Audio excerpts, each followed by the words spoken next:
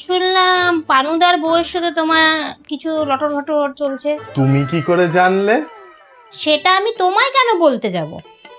আমি জেনেছি কোথা থেকে। সত্যি কিনা সেটা তুমি বলো।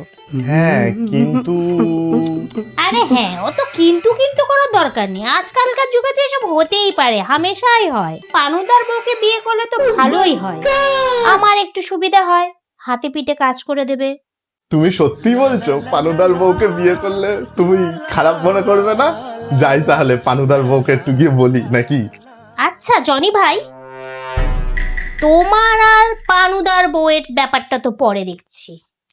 আগে তোমার দাদার মাথা থেকে পানুদার বউয়ের ভুট্টা নামাই।